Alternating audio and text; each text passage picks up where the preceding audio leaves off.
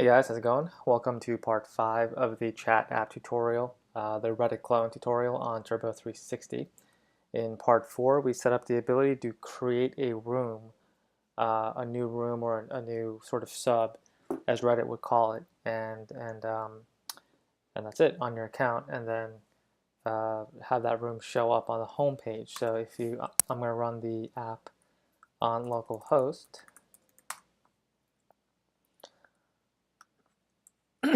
And here's how it looks so far. And here are the rooms that I've created on my current account, which is Steph Curry. So let's do one more just to make sure everything still works. If I go to add room, the category, let's say, is, let's see here, music.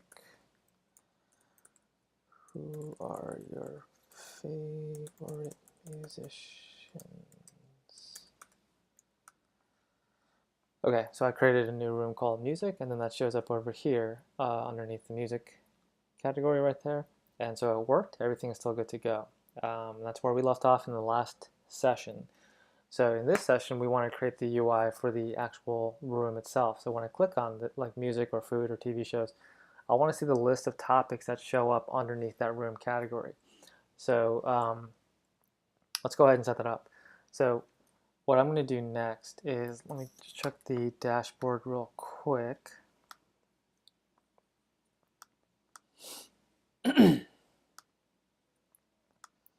Okay, so here we have our rooms, right? We created a subscriber array at the end.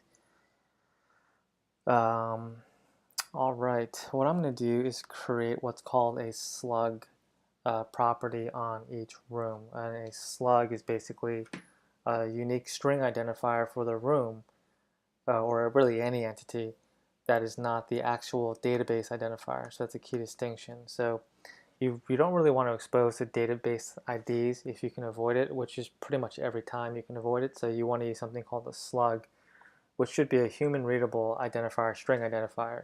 So I'm going to create a slug for each one of these on the room creation. And if you recall, at the end of the, well, not the end, the middle of the last video, we created controllers for every resource so that we can create sort of custom functions for every resource. So if we look at the room controller on the post, we did a little bit of custom logic here when you create a new room, right? So we want to add some more to this. We want to create another property called slug, which is going to come from the category.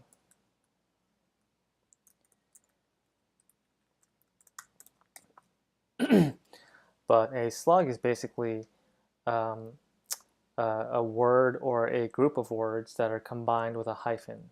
So we want to combine this with a hyphen. So I'm going to use a slugifier function in one of my previous projects. It's only like 5 or 6 lines, so you can just copy and paste it.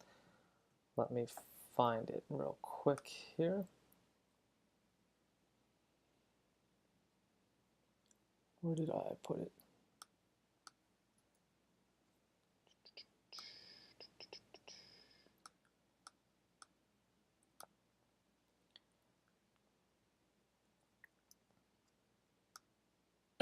Here we go. Okay, so here is a simple function that basically takes a word and converts it into a slug version. So here you can copy this. It's using some regex, or I can put this also in a gist file, which might be easier for everyone. So let me go ahead and do that. So I'm going to create a gist file.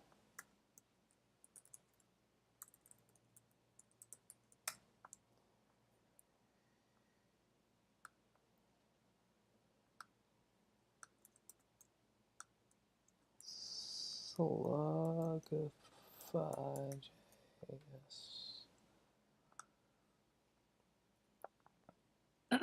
Okay, and here is the gist file for that simple function. I will put it on the actual course page as well down here. I'll add it to this so that when you're watching this video, you can just go to this page and it'll show you the gist file link right here. So it'll say slugify gist, and that's it. So quick, easy way to grab that function. And then let's go ahead and slugify the title. I'm sorry, the category like that. And so now every room will have another property called slug, which we will use in a few moments. So let's go ahead and create another room.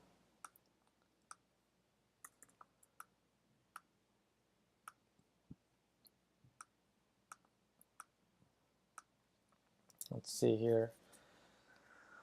Let's go with favorite restaurants. Now you'll notice here I'm creating a room with 2 words with a space in between. I'm doing that on purpose in order to test the slugify property. So what are your favorite restaurants? So here we have the favorite restaurants room that we just created. If we hit the API endpoint, you'll see that our newest room should have a slug property, which is the name of the category with the hyphen in between. And that's what we want. And for now, that'll do. So let's go ahead and I'm going to do 2 lowercase on this because slugs should be lowercased.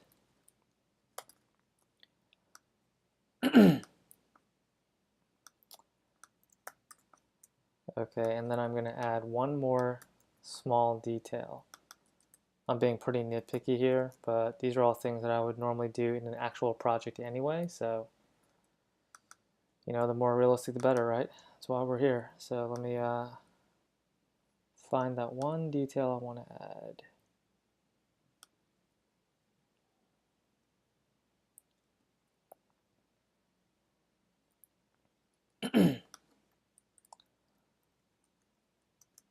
Okay, I'm going to create another function called random string, and we'll say num characters.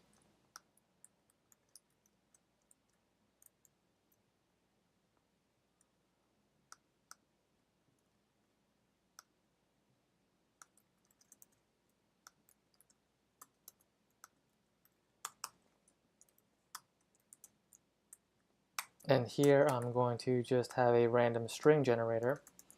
And you can just copy this line by line. This is pretty easy. It's pretty self-explanatory. Basically, we're just creating a random string based on the number of characters we want in that string. So down here in this slugify, I'm going to add a random string with 6 characters.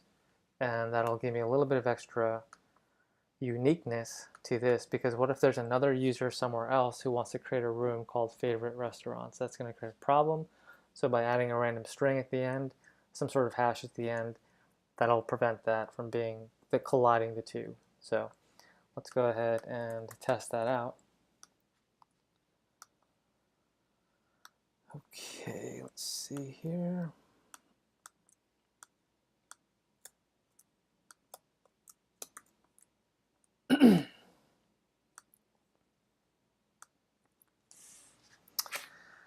Let's see, running out of categories.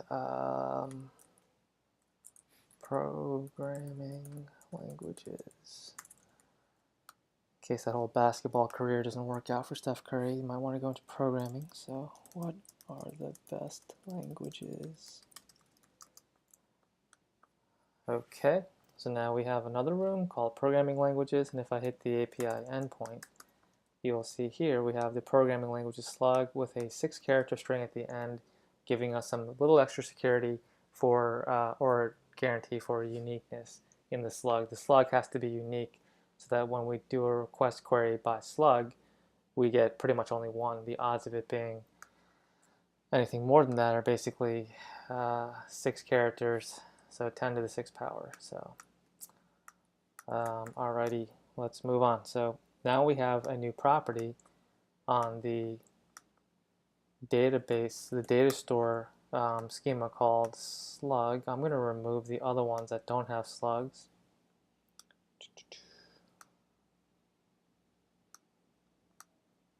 So slug, so these 3 do not have slugs. So let's get rid of those.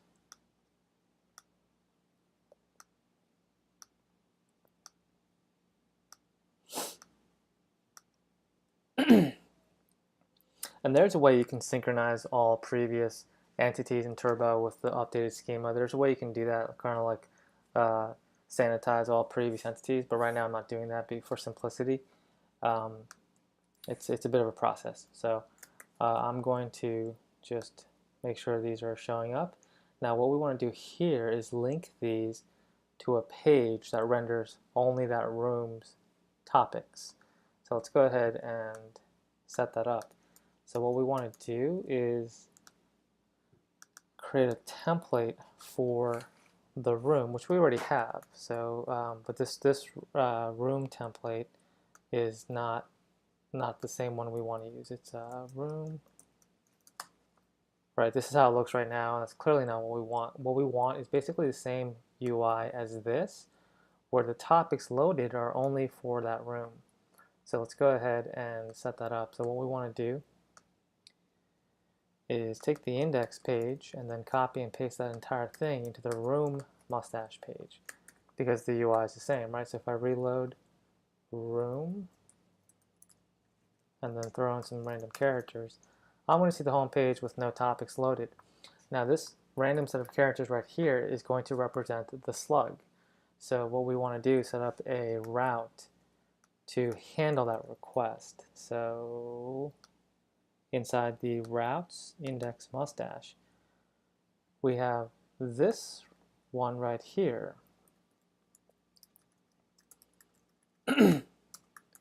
Already set up for an individual room request, but we want to create a slug parameter instead, and we want to grab the slug. Rec params slug. Okay, so then we can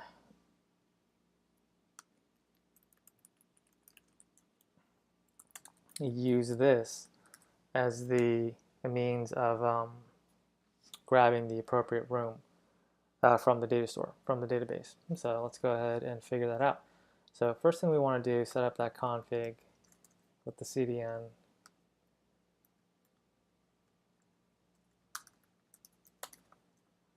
Okay, I'm going to put that right here.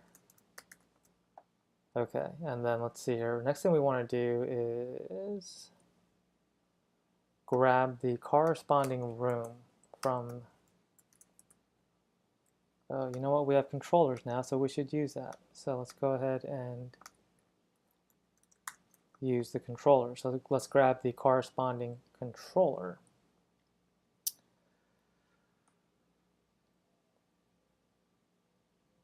Now, you know what, we're only using controllers in the API files. Let's stick with that for now, just for speed. So turbo fetch. We're going to fetch the corresponding room. We need to filter by slug. And that, of course, is the params. We don't need to separate it out like this. And then it's going to return a promise. Handle the catch, same as always.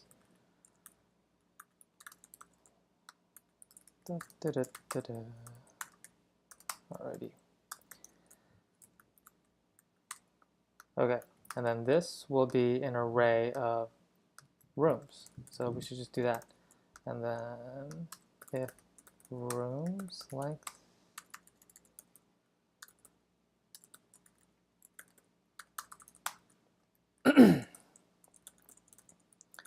so here the room is not found, we should throw an error. Room not found. We should be a little bit more specific. I'm going to pass in the slug right here. So, okay. Okay, so that particular room is not found, and we throw the error, and then otherwise we grab the room. Don't forget it's an array that gets returned, so we just grab the first element of the array. It should be an array of 1, so it's sort of the same difference. And then inside the config, we assign a room data key, and we just give it the room from the array, and then we pass in the config here.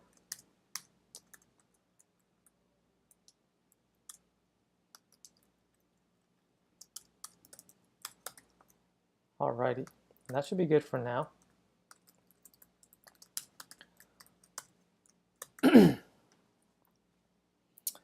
Let's see here. Let's make sure we test this properly first. So I'm going to do a console log right here. Room.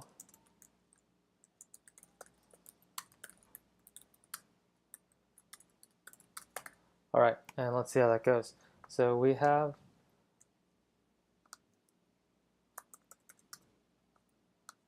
API room. We have 2 rooms, and here are their slugs. 1 and, well, this one doesn't have a stringified slug, random string on the slug. And one more thing here too, I forgot to lowercase the actual random string. We should do that too. So 2 lowercase. Okay, so now let's try it out. So now we have room, and then here is the page, and we did throw a console log in the terminal, and here is the room that we just requested with the matching slug. I don't know if you can see it. It's right here and right there. That means it worked. So everything is properly being delivered from a data standpoint. So good, we're set to go. So now what we have is the room. So what we want to do in the index, let's see here, where it says recent activity. Let's see.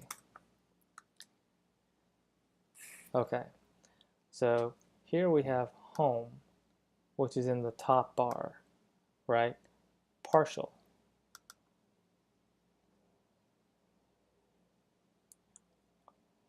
And that is being populated right here, page. So what we want to do is populate this key, the page key, with the name of the room, or the category, excuse me. So if we have the room here, so I should pull it out again. So this is good, like that.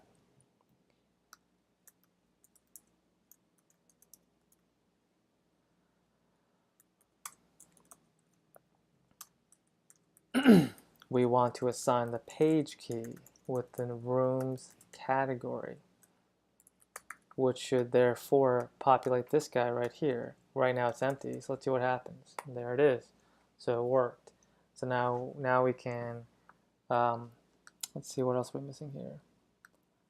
Okay, we don't have the user stuff going on in here, so that's no good because I am certainly logged in, right? So we're missing that. So now we got to get that whole login stuff back in order. So let's go ahead and figure that out. So we don't have any login activity going on here. So what I'm going to do is grab the login stuff from here, or the home page. Let's do the home page. So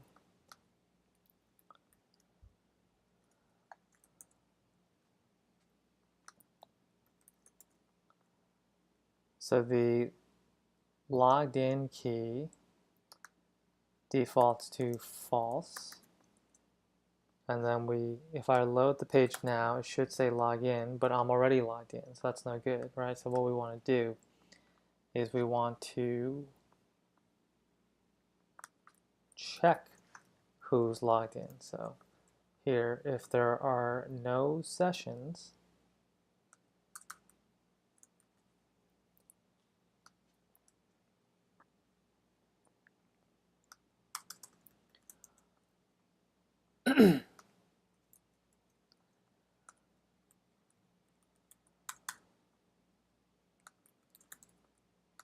well, no one's logged in, so go ahead and render the page. However, if there is someone logged in, we want to fetch that user.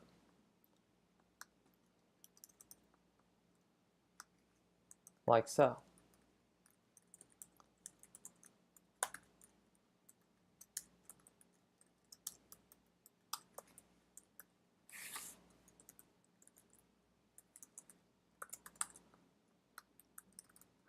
and then we want to render the page with the logged in user passed into the config object. So we're doing that over here,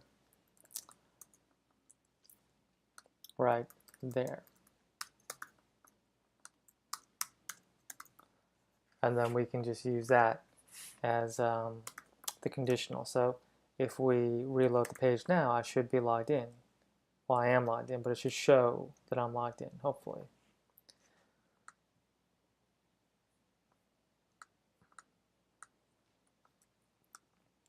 Okay, so right now it's hanging, meaning nothing's happening, right? So chances are there's an error that I didn't catch. Because if you look it down here, I'm not handling the error at all, right? So that's sloppy, so let's fix that. So what I'm going to do here is console log the error.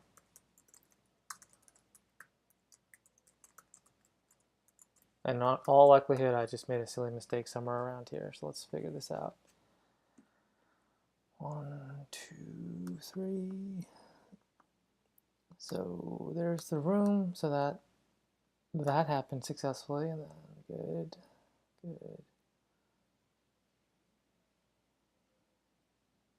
Oh, here we go. So that should be user. Okay, let's try it again.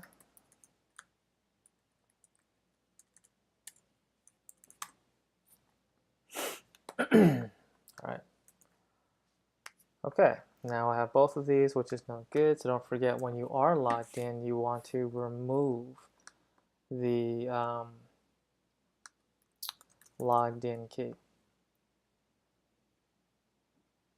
So right here, I forgot to do that,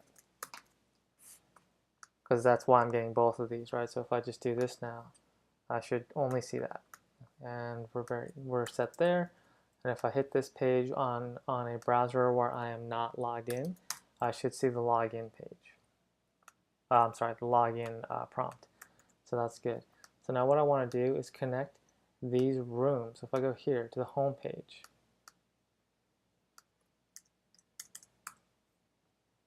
I want to connect these rooms to that dedicated route that I just set up. So in the sidebar,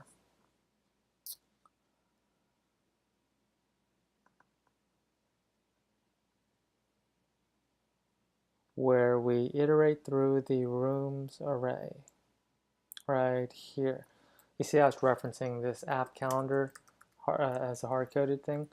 Obviously that's no good. We want to do room and then slug like that. And then that'll link to the slug page we just set up. So if I go back to the home page, these are now hyperlinked to the respective slug pages. Hopefully that makes sense. So if I go here, got programming languages, here, favorite restaurants. That's it. So that is successfully configured. Let's see here. What else do we need?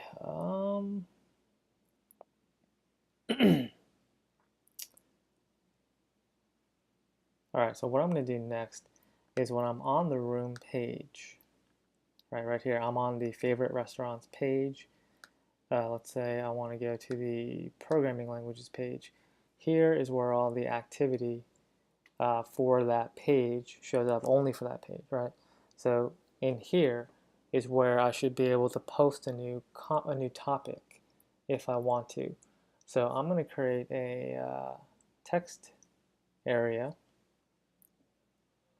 Let's see, where's the best spot to do this? I'm going to do it right underneath this recent activity and above this row right here. So let's go ahead and do that. So inside the room.mustache, we have the recent activity header. Right here, I'm going to set up a text area. I'm going to give it a class, bootstrap class. Actually, we don't need a space here. Just do it like this. All right. Placeholder text. looks good. I'm going to add some styling. Let's see here. Style, margin, bottom. Let's go 24 on that.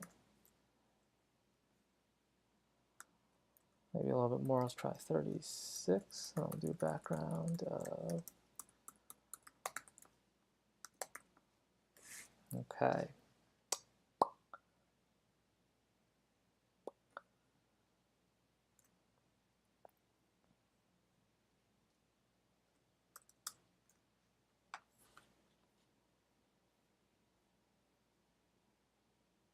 So what we're going to want here are two fields. We're going to want an input field and a text area.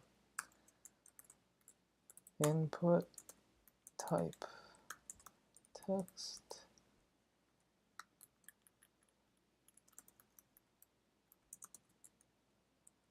Style.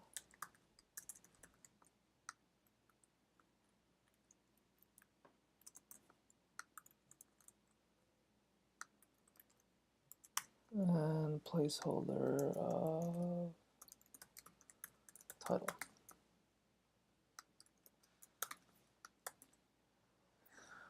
The reason being that we want to have a title and a text for every new topic. So for example, if I go to the home page, this will be the topic, right? And a topic should have a title and a text. So let's see what we have in the back end right now.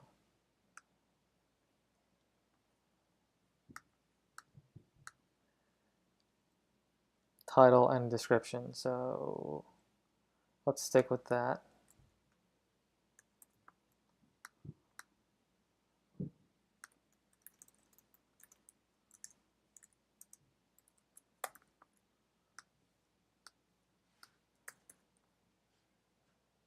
Okay, and then let's add a button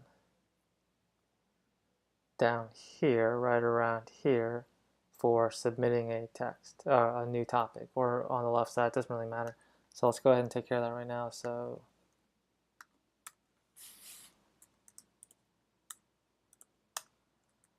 submit, and then I'm gonna want a style here, margin bottom 36. I'll put that down to 12. Let's give this a class of BTN, the Bootstrap class. Let's see how that looks. It'll do. All right. So let's go ahead and connect these guys now. So let's start creating some topics based on this new UI where you can do that. So here I'm going to create an ID on this button, submit topic.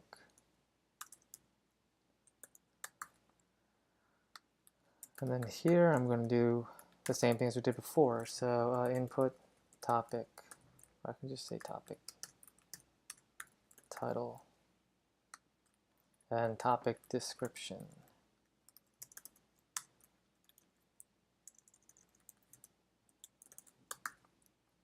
All right, and then down at the bottom, we want to connect those click handlers like we did last time. So I'm going to get rid of all this.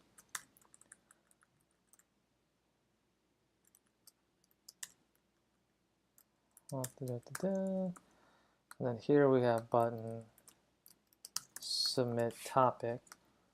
We definitely want to prevent the default.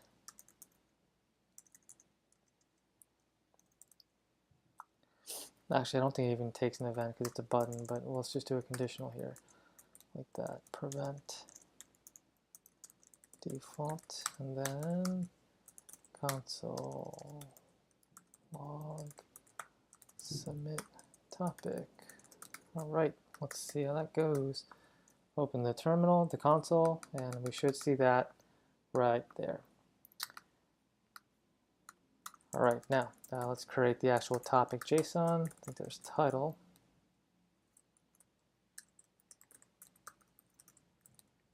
What do we call it? ID, no, topic, title.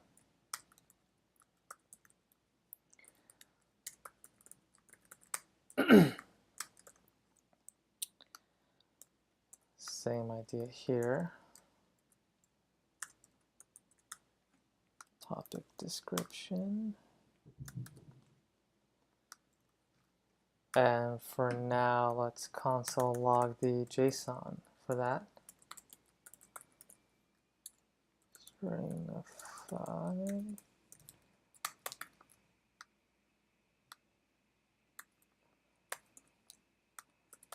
Hello. Is anybody home? That's it. It worked. So we're good to go. Now, just like before, we now have the problem once again of identifying who is the user who is submitting this topic, right? That information is not anywhere contained in this template. So just like before, we can take a similar approach by, in the add room, we take the user and we bind it to the config, which we've already done, by the way. So what we can do is, if you look at the add room template we set up last time,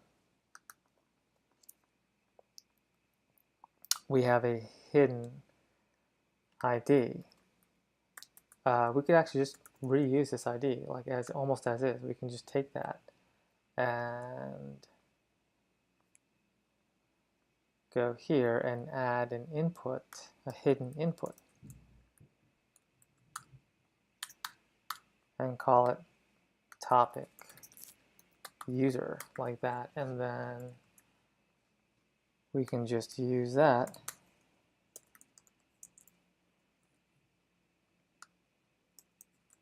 to grab the user who's currently logged in. So we're using the same technique here, so it should be pretty familiar. So now we can try it again.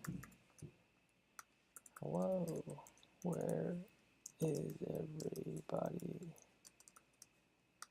And you'll see that my user ID is right there. So thereby that identifies the currently logged in user of the whoever's creating the topic. That's one technique to pass the data through. I'm going to show you another one right now. There's still the issue of knowing which room, right? So for example, the topic isn't enough. We need to know what room the topic belongs to. And right now, the same problem, that room data is not anywhere in here.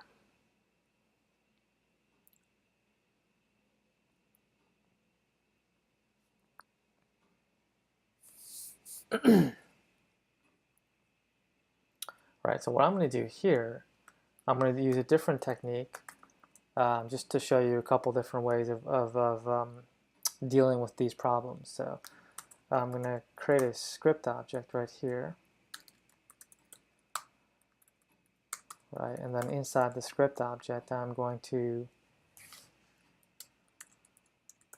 grab the window room, let's say current room, and I'm going to do that. And then in, let's say, actually let's call it current room. And then this data will be populated from the JSON fetched in the actual route. So you just see what that means in a second. So here I am fetching the room right here, right? So what I can do is inside the config, I can add another one called current room, and then this time I stringify the JSON like that. And this will pass off the room JSON over to this object, excuse me, to this object right here, hopefully, unless I made a mistake. So we shall see. So now if I check the data source here, here is the current room from the back end being passed in as raw JSON into the front end. So that's another way you can pass data back and forth. And then this room is actually accessible from in here. So if I do var current room,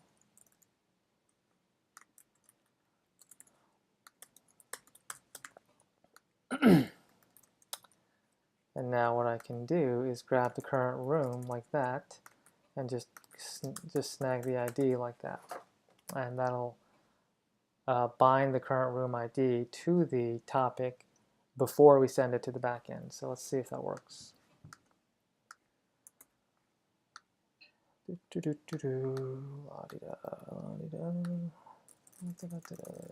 right. Title, description, user, room. Excellent. Everything is there. We are ready to go. So I'm going to do something a little different here. I'm going to employ a slightly different technique from passing in the room JSON, because since we have the entire JSON right here, let's go ahead and use it, right? So let's do this. And let's see what we get.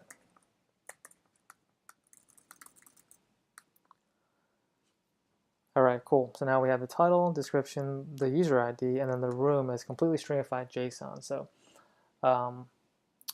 let's see here.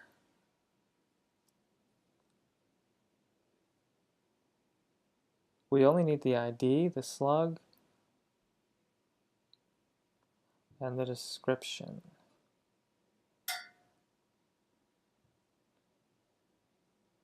Yeah, let's do that. Let's do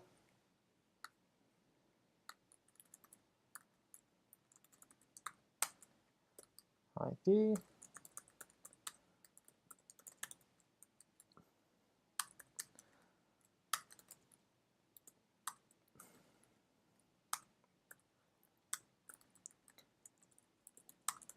I don't think rooms have image properties yet, so I'm going to do that just in case there is no image, which is going to be the case all the time right now. So let's see if that works. All right. So now I'm just parsing out what pieces of data I want from the room. So here I'm taking the ID, slug, the description, and empty string for the image. Now keep in mind, this is a string. I stringified the JSON before I binded it to the room attributes. So what that means is this is a topic. We're about to create a topic. So in the topic controller, we need to unstringify it. So right here in the post, when we create a room, what we want to do is, if the body has a room property, we want to reassign it as the same property but parsed out this time. Room. Now keep in mind, this parse might not be successful for whatever reason. There might be some sort of corrupted JSON on the client side. Sometimes things get a little funky. It's kind of hard to predict. So what we want to do is throw a try catch block here.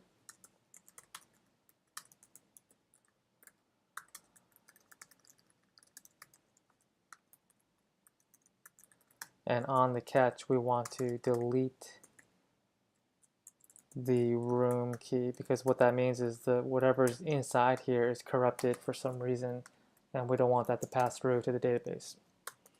But if it does work, we're just converting the string to valid JSON before posting to the backend, so that the backend has valid JSON rather than stringified JSON. Hopefully all that makes sense.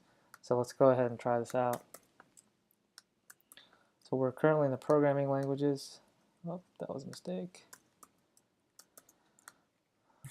JavaScript is awesome. JS is awesome sauce. Oh, I forgot to actually hit the back end. Silly, silly, silly. So let's go ahead and grab a sample AJAX request from the previous template.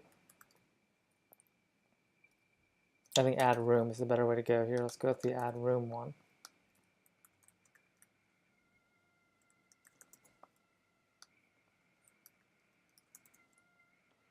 Obviously we're not creating a room, we're creating a topic. We pass in the topic, and don't do the redirect because then we're going to miss the console log.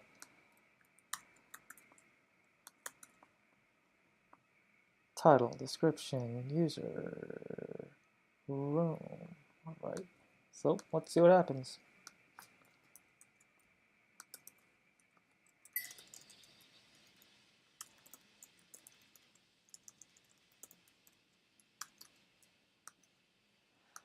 There's the callback.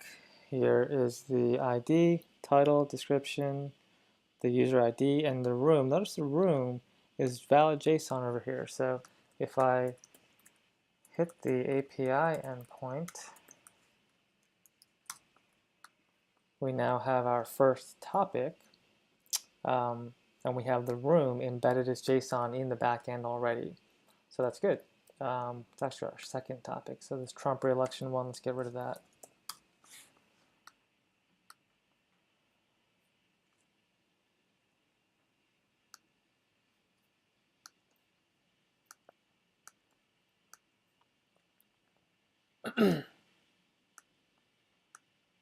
Alrighty, and then that's good to go. Now, if you look at the actual JSON from the API, you'll see that the user is still the ID, but before we embedded that as another JSON object, just like we did here in the room, but we used a different technique there. We actually fetched the user and then embedded the JSON on the controller. So let's go ahead and redo that over here to be consistent. So if we look at the room controller, here is where we do exactly that, right? So then let's use the same thing. So we do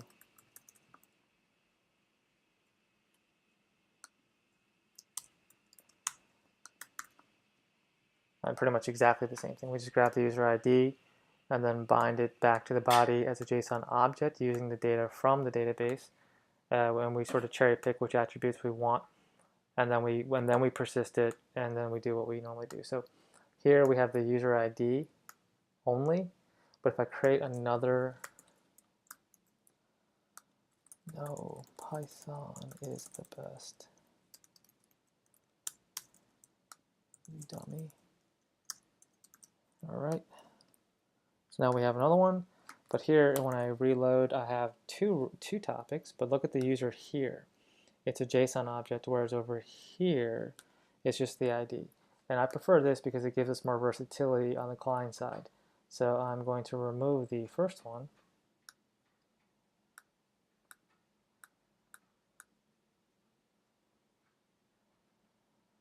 This guy.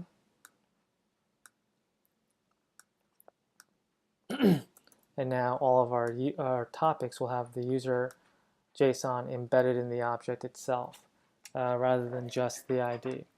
Again, giving us more versatility on the client side.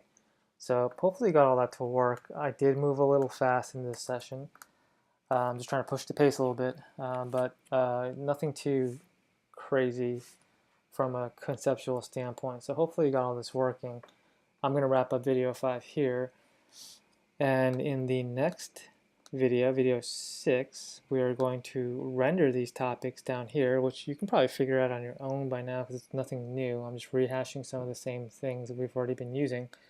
But we're also going to then click on a topic and then render the replies. And that's going to be a whole nother UI. That's going to be a separate page to this project. So that will be the line share of video 6 and probably going over into video 7. So that's it. Hopefully you got everything working. If not, shoot me an email or join me on Slack. This guy right here is probably asking me a question on Slack, and I'll do my best to answer it. Thank you. Catch you in video 6.